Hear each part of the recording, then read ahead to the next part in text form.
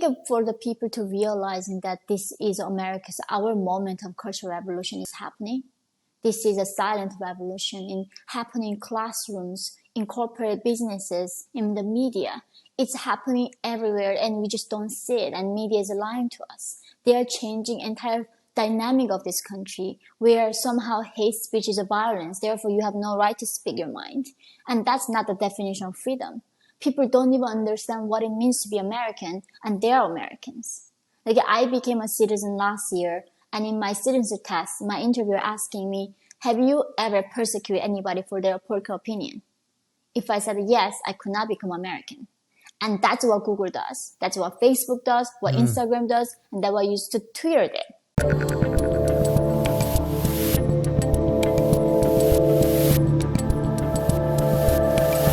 I'm Dave Rubin, and joining me today is the author of the brand new book, While Time Remains, A North Korean Defector's Search for Freedom in North America. My friend Yeonmi Park, welcome back to the Rubin Report. Thank you for having me back. Yeonmi, last time I saw you was in Chicago, Illinois. You were living in Chicago at the time, and you opened for me on the Don't Burn This Country book tour. We did a matinee show at the Chicago Improv, and I didn't tell you had to be funny, but you crushed it. You did like 10 minutes of freedom-loving stand-up comedy, and you crushed it, my friend. Oh, thank you. That was the most fun thing I've ever done in my life, so I'm very grateful. Did you ever think if you would have gone to your life, 15 years ago in North Korea, that you'd be doing a little stand-up comedy in Chicago a couple of years later? I mean, this is a thing, like, this was beyond anything that I knew about the world. I did not even know what stand-up comedy was. And for instance, I mean, I thought of Americans as, cold-blooded reptiles, monsters, right? Never knew in my life that I was going to be hanging out with Americans and, make some jokes. Yeah, it was really just absolutely wonderful. One of the most memorable ones for me. So I don't want to go into your whole story again, which you have now, not only did you write your first book about, but you've obviously told so many times over.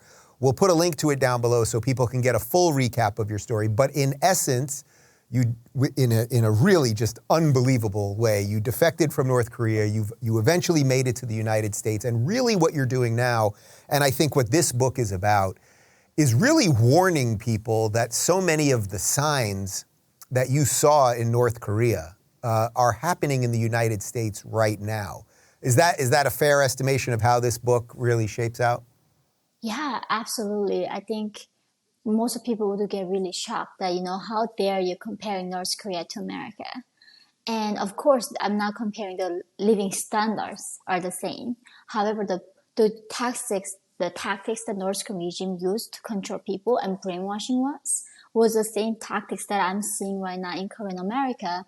And more every single day living in Chicago and New York City, I see this country getting destroyed. So one of the things that's interesting is you've described in the past how, basically getting mugged on the streets, that was in Chicago, right? Yeah. And then these false cries of racism because the people who mugged you happened to be black women, and just all of this sort of nonsense related to cancel culture. But then it really got escalated under COVID, right? Because it wasn't just silencing people because someone was calling you racist. Then it was really government designed silencing. Absolutely. I mean, during the pandemic, as everything was canceled, I wanted to make videos about the plight of North Korean women, how they're being raped and their organs harvested out in China under Communist Party. And when I talk about this women's plight in China, my videos get demonetized, censored, and get shadow banned all the social media platforms. And I reached out to Google, do you guys not support the Me Too or something, right? That's all about it. Right. Believe her, believe what women say. And why would they not supporting this women's plight of North Koreans under Chinese Communist Party? And they said, simply, it does not meet our guidelines. And I mean, during that time, I was raising 2-year-old toddler. I'm sure now you're being a father, you understand how powerless that I felt living in America. I thought the best thing that I've ever done was giving my son the U.S. passport, make him to born in the freedom. But during the pandemic, when I sent him to daycare, his teachers would make sure that he would wear a mask up to here 8 hours a day to 2 years old, who just barely learning how to run and walking.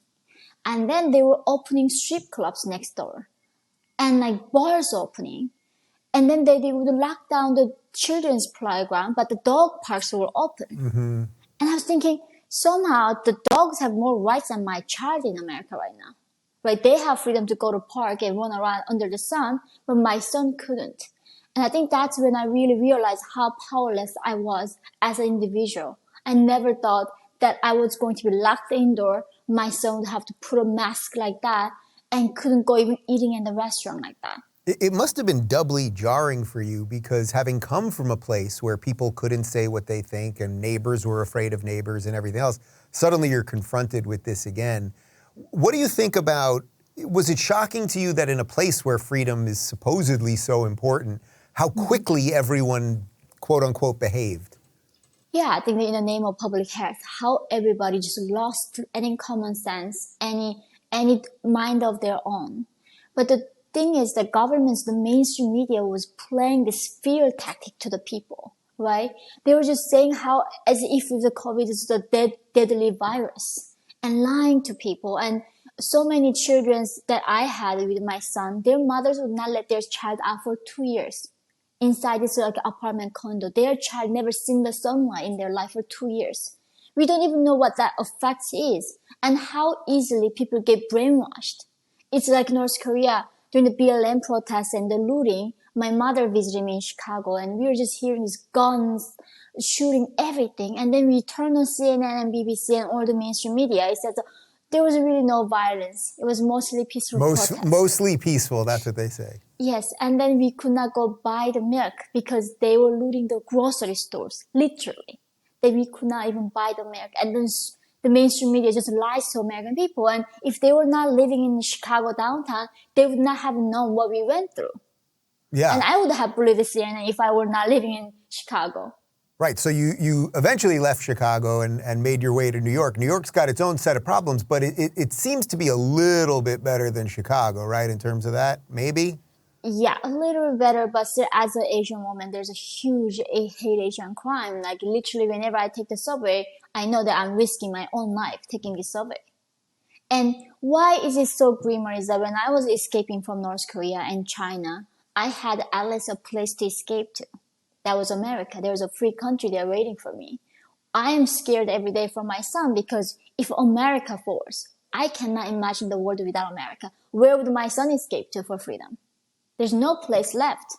Is there a weird thing sort of psychologically for you where when you were escaping North Korea, we've talked about in the past, in some ways you didn't even know what you were escaping because you had lived in that cave, so to speak. So you didn't know what was on the outside of that cave. Here, where you see the authoritarianism coming, you didn't expect it here. So I would imagine in a weird way, it's almost worse seeing it here. It's a lot hopeless. Because I see the map of the world, right? In North Korea, I did not see a map of the world. I did not know what was possible. Now in the world, I see with the internet, seeing all the human history and Korean world, I know what's possible. And America is the best chance we've ever got as a humanity. This is the humanity's hope. This is the best country in human entire history. And if people cannot be happy with America and refuse to defend this country and individual liberty, there's nothing in the world that is left to defend. The only thing that is left is evil dictatorships. So that's why I'm so heartbroken. So you write about this, but what do you think it is that we can do to sort of ignite that fire in people?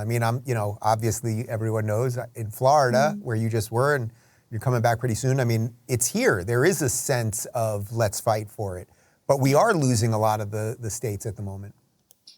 I think for the people to realizing that this is our moment of cultural revolution is happening. This is a silent revolution happening in classrooms, in corporate businesses, in the media. It's happening everywhere and we just don't see it, and media is lying to us. They are changing entire dynamic of this country where somehow hate speech is a violence. Therefore, you have no right to speak your mind. And that's not the definition of freedom. People don't even understand what it means to be American, and they are Americans. I became a citizen last year, and in my citizenship test, my interviewer asking me, have you ever persecuted anybody for their political opinion? If I said yes, I could not become American. And that's what Google does. That's what Facebook does, what Instagram does, and that's what used to Twitter did. So these people have no idea what it means to be American. They are the running these institutions and brainwashing all of us to believe that this authoritarian rule is somehow better. So I think that revolution really starts within individual liberty, individual responsibility, that we need to fight for our children's education. We need to, start going to city hall meetings and show up and demand what we deserve and what free country should look like. How much of this do you think is being directed by China? That they just have so much influence in our tech companies and now in our government, and that we know for a fact that Eric Swalwell has had a relationship with a Chinese spy and nobody does anything about it. He's still in Congress. I mean, is this really just coming directly from China, just having us silence ourselves? Pretty easy, but easier than invading us. I mean, this hijacking by the CCP everywhere. Is that Columbia gets money, MIT gets money, right? The big media gets money. Not only that, when my first book was trying to become a movie, the producer sent me a script. In the script, it said, China was my promised land. I was rescued by Chinese authority and they gave me refuge. I called the producer like, what are you talking about? This is not what happened. I was a sex slave at 13. And he said, this is the only way we can make a movie in current Hollywood. Wow. And that's when I realized even Hollywood, even just pure entertainment, is gone. So we cannot even fathom how much is hijacked by China. And just for instance, education, healthcare, the media, everything is under Chinese control right now. And I don't think a lot of people understand the gravity of this problem that we are facing. What do we do to wake people up to that? I mean, they hear that sort of thing a lot, right? More and more of us are talking about it, but it seems like it's like we can't barely deal with our own government, much less we have to deal with China. I think it's a first thing that we realize we still have time to go back to the glory of this country. When people meet me, the first thing they usually ask me, like, are North Koreans dumb? Like, why there's no revolution? They can just easily start revolution. Why you guys are putting up with this totalitarian regime? And if you stand up in North Korea, not only you get executed, the 3 to 8 generations of your family get executed. And they do, and they get killed. In America, we currently don't get executed for saying the wrong thing. Maybe we get censored, we called a racist and bigot, and we lose our job, we lose our dignity. But the consequence of standing up is not that as high compared to North Korea or China.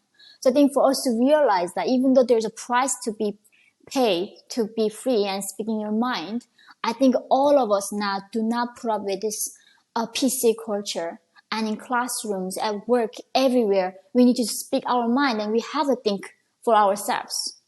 Can you talk a little bit about how this has sort of affected you politically? Because, we're pretty good friends, actually. We've had many meals together and shot basketball together and done a bunch of stuff. But I'm not that familiar with all of your politics, but I'm only asking, actually, because it seems to me you're being embraced by people sort of on the right and being neglected by people on the left, even though the lefties would say, hey, we're the ones for human rights and all of those things. Yet in your story, that's not how this is playing out. Yeah, when it comes to left, their human rights means fighting for free healthcare and free education. That is an insult to human rights. Human rights means like right to liberty, right to happiness and pursue your life. But for them, it's all about free stuff from government. And their human rights means, fighting for their 10,000 different genders they come up with every day. That's what they say is in the name of human rights, but they are fighting for those causes. And that's when I got disillusioned. These people don't even understand what human rights means. And using that slogan every single day, talking about women's rights is a human rights. And then for them, what does it mean, women's rights? It's like, we have a right to cry in the boardrooms and we should feel comfortable with that. Right. I'm like, do you know there are people, actual women are being sold like livestock? They don't understand what actual human rights means in the real world. And then the reason they say I'm a conservative. I was learning that from reading your book, the first book, Don't Burn This Book, right? Like what it means to be a classical liberal. That's who I am. You're gay, right? I'm friends with so many gay people too. And I just live in individual liberty and let them decide. And governments should not have power over what people should do and what they think. But believing that somehow I'm a far right wing currently, And it seems that most people within a common sense coming to the right camp because they are the most tolerant camp currently. And I think I fed into that because they accept me. They don't say you've been on a New York Times, therefore you have no right to speak your mind. When I go to New York Times, they said that you've been on Fox, we cannot have you. And recently, my book just got published with the same week with Greta Thunberg. I sold way more books than her, and her book is a New York Times best-selling list. And my book is not. It happened with the first book, and it happened to Jordan Peterson, and we expected that, right? You're in good company, my friend. For the record, it did happen to my second book. We should have been number 2 in terms of sales. They didn't even put us on. You know, I realized I sort of half threw away a comment that we played basketball together. I'm going to have I'm going to have my guys put the picture of Enes Kanter picking you up and you getting your first alley-oop was a pretty beautiful, beautiful moment. But okay, so you're sort of outside of the machine because your story doesn't fit their narrative. Have you found any ways of making inroads with these people? That seems to be the new thing, that if there's some way we can save some of them and show them, no, you should be about human rights before women's rights or whatever it might be, that's the group of people we want to bring with us right now. Yeah, I think that's the hope, right? There are so many people that we can still save, and they can still have some kind of logic in them that they can believe that this is wrong.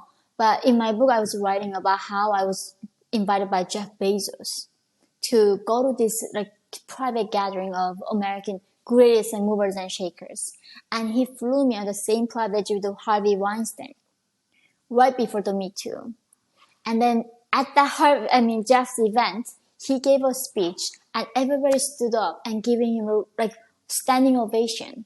And the woman who accused him in the Me Too, she was in the sitting too, and then calling him the man and the legend.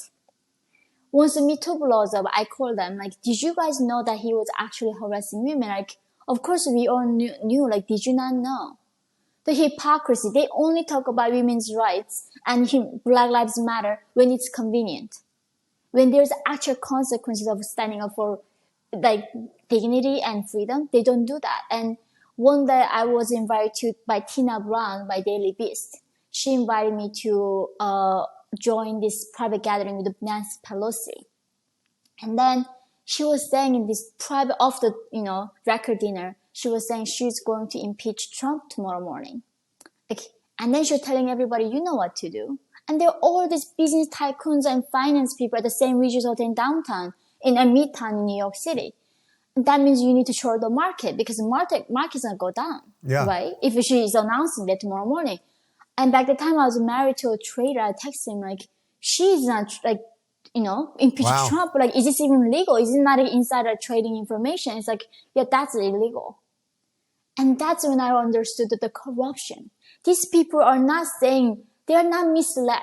They know what they're doing. They're using this ideology to control people and better their position and gaining more power. And that's when I got really disillusioned of the hypocrisy of American elite. They don't care about anything else other than themselves.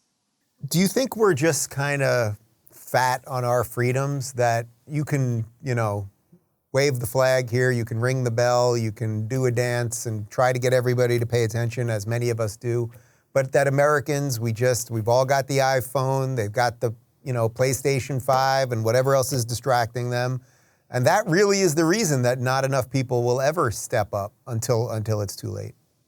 Yeah, that's the thing. There's a TikTok, right? There's a social media platforms and all this Netflix, everything distracting us. We're so busy getting entertained by this empty stuff. And that is very toxic a lot of times. And people have stopped reading books. They have stopped understanding what the meaning of enlightenment and what it means to be an individual.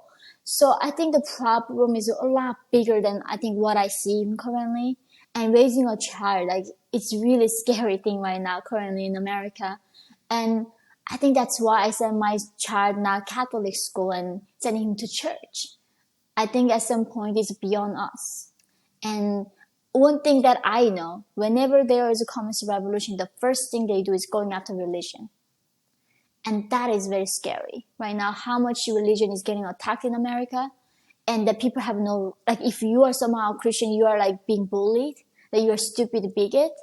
And in North Korea, I know they killed God and they became God, right? And they became the most evil God. So, yeah, I mean, at the end of the day, I just do everything I can do in my power and just have to pray. Yeah, I want to back up to what you said earlier about living in New York City as an Asian woman. Obviously, I don't want to play identity politics, but there really is a rash of violence against Asian people. Even when I was there last week, there was a story about an Asian woman just being, basically mauled on the subway. Random guy, no purpose, didn't steal anything, literally just violence for the sake of violence. How concerned are you? And do you feel like anyone in New York is going to do anything about it? So it happened to me several times. Just some guys come up and just hug me. And I'm just so, freaked out. Like, I don't even know what to say. I don't even know what if they just stab me and shoot me, right? Like, these people are not even, I don't think even they're in their same mind at this point. Everybody's on their fentanyl and drugs are everywhere. Like, I used to live in Manhattan, now I just moved out to Queens. The K-Town is 32nd Broadway. It's the most like Asian community. We don't have drugs there. Mm-hmm. Now the drug lords selling these like drugs in the purple wrap, looks like a lollipop. And my son thinks it's a lollipop. He asked me to buy him that. And that's a drug. And there's a cop standing there doing nothing about it, right? They're just standing there doing nothing.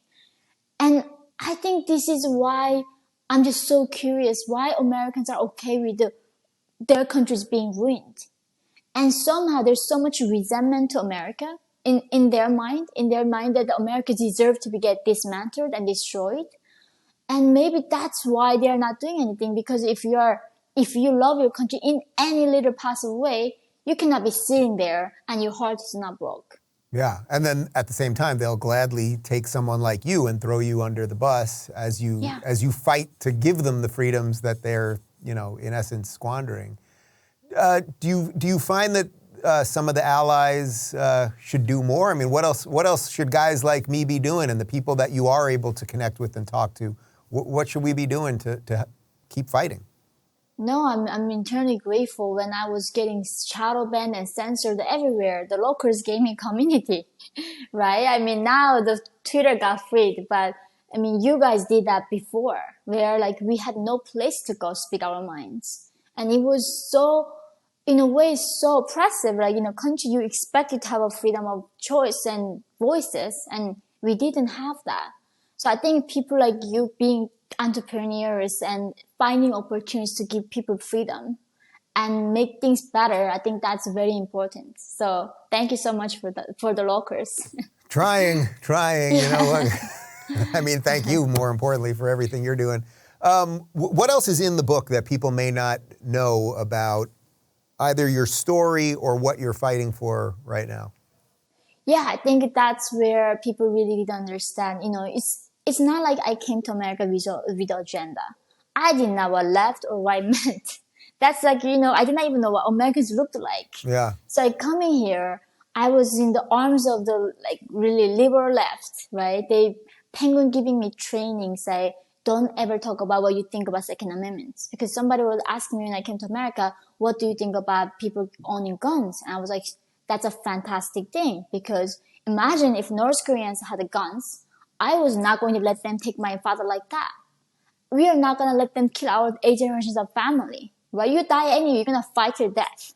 There's no country can ever be that enslaved when they have guns to defend their rights. And even Cameroon and Cambodia, before the genocide, the first thing they did was taking all the guns from the people. So my desire for owning that gun is a lot deeper than just like some school shootings, right? It's not about that. And people were like, just don't ever say that in public.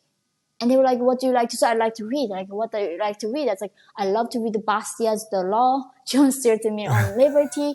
And they were like, I can see where this is going, yeah. Yeah, just don't say that. And back then, I didn't even know why I was not allowed to say that. And because Penguin, I guess, wanted to protect me before I get branded left, they just didn't want me to do that. And they would keep begging me to write about how hard it is to be a woman.